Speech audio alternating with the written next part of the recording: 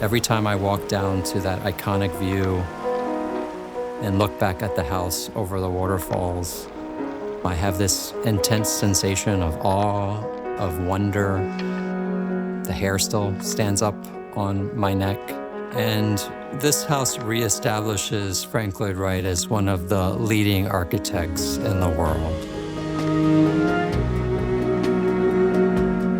My name is Justin Gunther. I'm the director of Fallingwater, which is a property entrusted to the Western Pennsylvania Conservancy, a nonprofit organization here in southwestern Pennsylvania. We're located about 60 miles east and south of the city of Pittsburgh in southwestern Pennsylvania. And this is where streams and rivers come together, flow toward Pittsburgh, and then find their way to the Ohio and Mississippi rivers down to the Gulf of Mexico.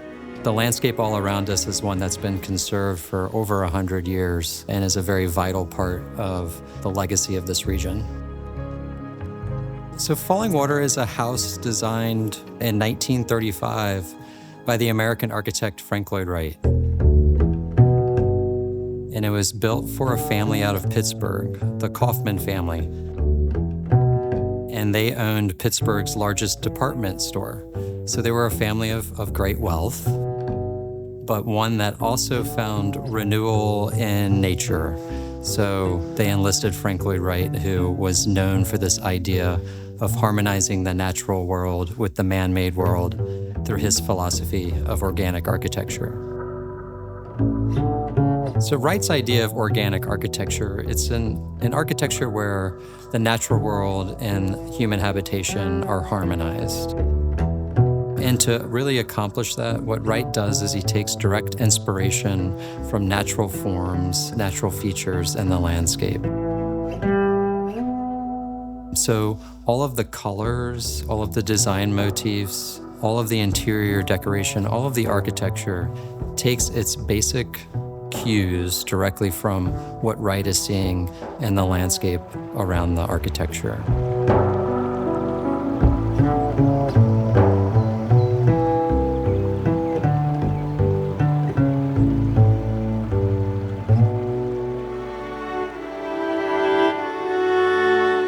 So with Fallingwater, he had these clients in the Kaufmanns that were really willing to embrace revolutionary ideas. They had completely bought into the idea of organic architecture, and they had great financial means through the ownership of their department store to support Frank Lloyd Wright's vision. So he saw this house as an opportunity to reignite his career, place himself back on the international scene as a real forward-thinking architect and a leader in modernism. And from the time of Fallingwater to his death, with the creation of the Guggenheim in 1959, it's the most prolific phase of his career.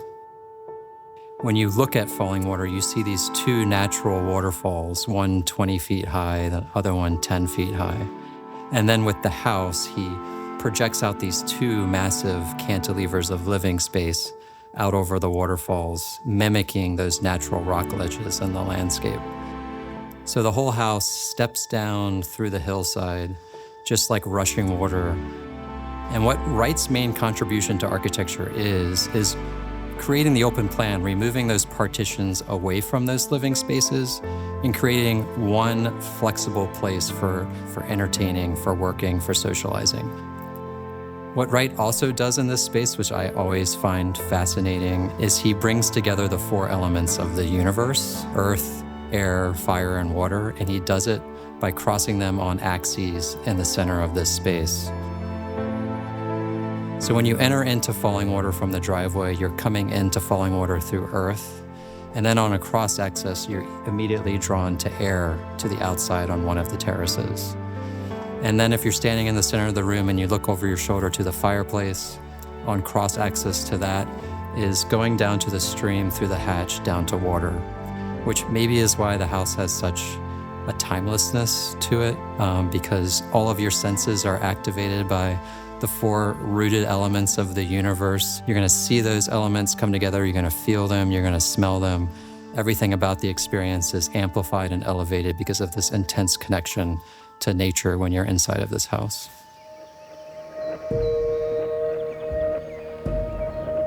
So the materials in the house, the main one is natural stone. So it's all native, what's called Pottsville sandstone. And it was quarried just up the hill from the building site. And the idea that all of this stone that grounds the house and creates the structural anchors for the architecture comes from the site. So it creates this formal tie between the architecture and the site. And then in addition to the native stone, the house is mainly reinforced concrete.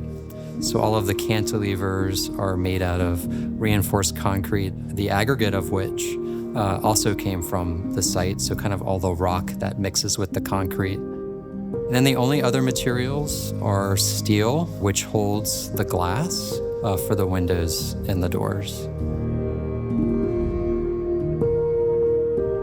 I think the coolest part of the house is one that the Kaufmanns didn't really understand was necessary, and that's the hatch that goes down to the stream. And what that does is it creates this physical connection between inside and outside.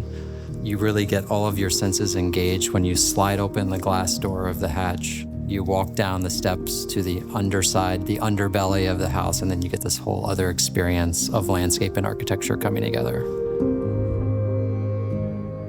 One thing that always surprises me about Fallingwater is that I can always see something new that I hadn't seen the day before. It's why it can be this great tool to teach people about how we can live harmoniously together with nature, to build responsibly. And again, I think it's just this wonder of this place. There's intense innovation and imagination of it that's really, really inspiring.